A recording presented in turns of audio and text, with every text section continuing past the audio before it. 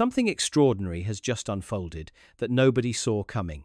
The man who built his reputation, challenging the establishment from every angle, has encountered something that changes everything we thought we knew about global power dynamics.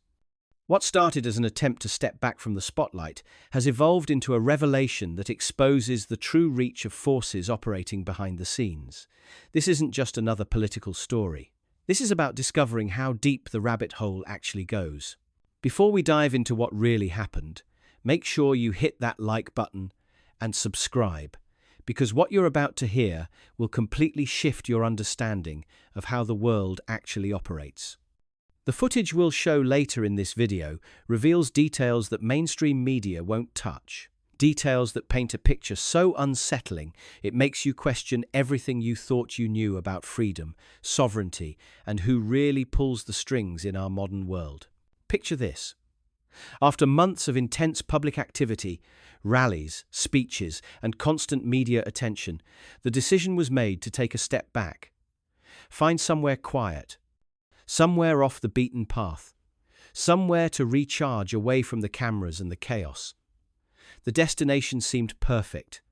South America, remote islands, beautiful scenery, a place where recognition would be unlikely and peace could finally be found. The plan was simple. Fly into Bogotá, then catch a connecting flight to a small island paradise. No interviews, no crowds, no political drama, just sun, sea, and the kind of tranquility that had become increasingly rare. The bags were packed with vacation clothes instead of suits. The phone was set to airplane mode more often than not. This was going to be the break that everyone said was long overdue. But from the moment the plane touched down in Colombian airspace, something felt wrong. The atmosphere at immigration was different. There were too many officials, too many questions, too many forms to fill out. What should have been a routine entry process stretched into hours. Then came the words that would shatter any illusion of a peaceful getaway. Detained. Threat to national security. Deportation imminent. The room they were taken to wasn't the kind of place you'd expect for someone whose only crime was wanting a vacation. Concrete walls, fluorescent lighting, the kind of sterile environment that makes hours feel like days. And the questions, endless questions about political beliefs, about associations, about activities that had nothing to do with tourism and everything to do with ideology. Here was someone who had broken no laws on Colombian soil, who had no criminal record in the country, who posed no physical threat to anyone. Yet the official designation was clear. This person was considered dangerous enough to be removed immediately, not because of any actions, but because of thoughts, because of words, because of a worldview that someone, somewhere, had decided was too risky to allow within their borders. The irony was impossible to ignore. Colombia, a nation grappling with its own complex challenges, had determined that a British citizen seeking rest and relaxation represented a greater threat than the cartels operating in their territory. The message was unmistakable. Think differently, speak truth, challenge narratives, and become persona non grata anywhere in the world.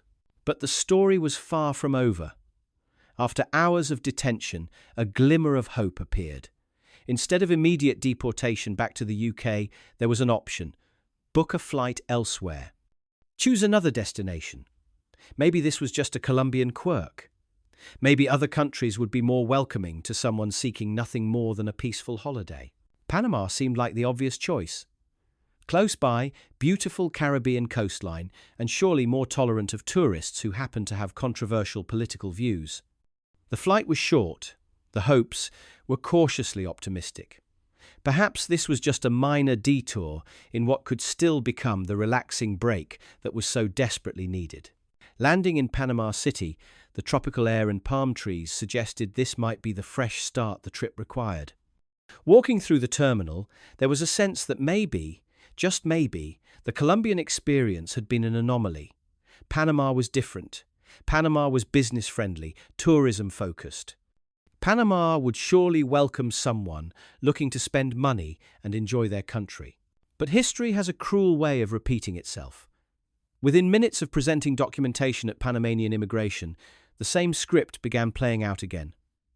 The same concerned looks between officials, the same urgent phone calls to superiors, the same inevitable conclusion. Detained. Threat to national security. Deportation proceedings initiated. 6 hours in another detention facility. 6 hours of wondering how someone seeking nothing more than a beach vacation could be treated like an international terrorist. 6 hours of realizing that the reach of those who oppose certain political viewpoints extends far beyond what most people could ever imagine.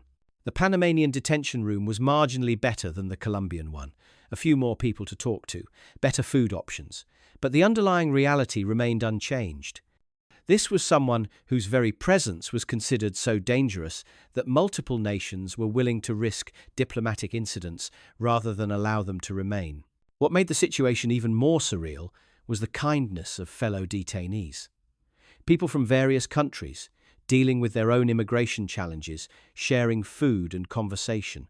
Human connection in the most dehumanizing circumstances. Stories of families trying to reunite, workers seeking better opportunities, genuine refugees fleeing real persecution. And yet, somehow, a British citizen wanting a holiday was deemed more threatening than any of them. The conversations during those detention hours revealed something profound about the nature of freedom in our interconnected world. It wasn't just about crossing borders or taking vacations.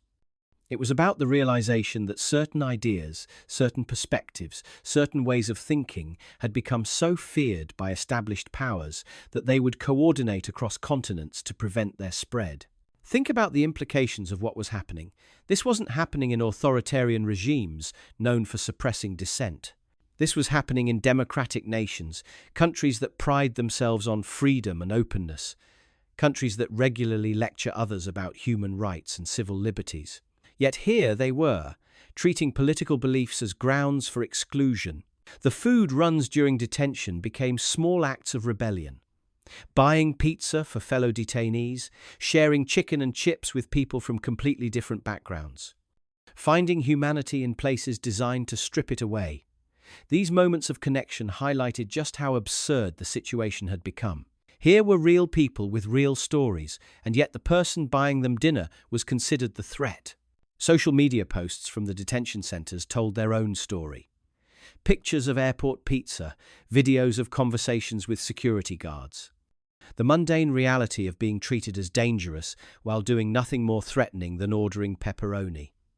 The contrast between the official designation and the actual experience couldn't have been more stark. What became clear during those long hours was that this wasn't really about national security in any traditional sense. Countries dealing with genuine security threats, real criminal organizations, and actual dangerous individuals had decided that someone's political opinions represented a greater risk than any of those legitimate concerns. The pattern emerging was deeply unsettling. Multiple countries, presumably independent sovereign nations, all reaching the same conclusion about the same individual at the same time. The coordination suggested something far more organized than coincidental immigration decisions. It suggested communication, planning, and a level of international cooperation that most citizens would never suspect exists. Meanwhile, the very real irony of the situation continued to unfold. Here was someone being detained for being a supposed threat, while actual threats moved freely across the same borders. Criminal organizations operated with impunity. Genuine security risks went undetected. But someone seeking a peaceful vacation was considered too dangerous to allow entry. The detention experience also revealed the human side of immigration enforcement, guards who seemed genuinely confused about why this particular detainee was being treated as high risk. Officials processing paperwork while clearly wondering what exactly made this person so threatening. The bureaucracy of persecution played out by people who seemed to understand its absurdity. Phone calls home during detention painted a picture that would have been unimaginable just days earlier. Family members trying to understand how a vacation could turn into an international incident. Friends attempting to make sense of how seeking rest and relaxation could result in being branded a security threat across multiple nations. The media coverage that began emerging told its own story about how certain narratives are constructed and maintained. Official statements about threats to national security, carefully worded press releases about immigration enforcement, the sanitized language of bureaucracy used to justify what was essentially political persecution disguised as security measures. But perhaps the most revealing aspect of the entire experience was what it said about the current state of global governance. The ease with which democratic nations could coordinate to exclude someone based purely on their political beliefs. The willingness of supposedly independent countries to act in lockstep when it came to suppressing certain viewpoints. As deportation flights were arranged and final hours in detention ticked by, the bigger picture became impossible to ignore. This wasn't just about one person's ruined vacation. This was about a system of control that operates across national boundaries, transcends traditional sovereignty, and treats independent thought as a contagious disease that must be contained. The return journey provided time for reflection on what had really happened.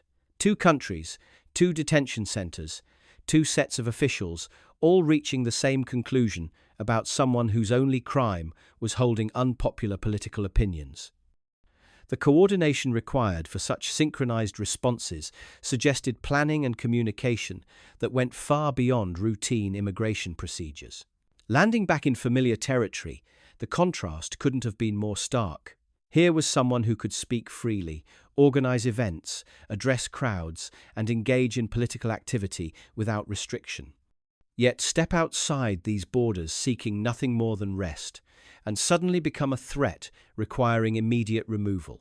The documentation from both countries told a consistent story: threat to national security and public order. Words that are typically reserved for terrorists, criminals, and genuine dangers to society. Applied instead to someone whose greatest offense was challenging established narratives and encouraging people to think critically about their circumstances. What emerges from this experience is a troubling picture of how power operates in our interconnected world. The ability of certain interests to coordinate across national boundaries to suppress dissenting voices. The willingness of democratic governments to abandon their stated principles when faced with ideas they find threatening. The implications extend far beyond one interrupted vacation. They raise fundamental questions about freedom of movement, freedom of thought, and the extent to which international coordination is being used to silence voices that challenge established power structures. This experience also highlights the growing disconnect between official narratives and lived reality. Countries that position themselves as bastions of freedom and democracy, revealing themselves capable of treating political dissent as a security threat worthy of immediate deportation. The personal cost of holding unpopular views has never been clearer. Not just social ostracism or career consequences, but actual physical restrictions on movement and freedom. The realization that certain ideas are considered so dangerous by those in power that they will coordinate internationally to prevent their spread. As this story continues to unfold, it serves as a warning about the direction our world is heading. When democratic nations begin treating political beliefs as grounds for exclusion, when international coordination is used to suppress dissenting voices, when seeking a peaceful vacation becomes grounds for detention, we have crossed a line that should concern everyone who values freedom. The question now becomes what this means for ordinary citizens who might hold views that challenge established narratives. If this can happen to someone in the public eye, someone whose treatment receives media attention, what does it mean for private citizens who dare to think differently? What are your thoughts on these revelations? How do you think this level of international coordination affects freedom of movement and expression? Let me know in the comments below. And make sure to subscribe for more content that mainstream media won't cover.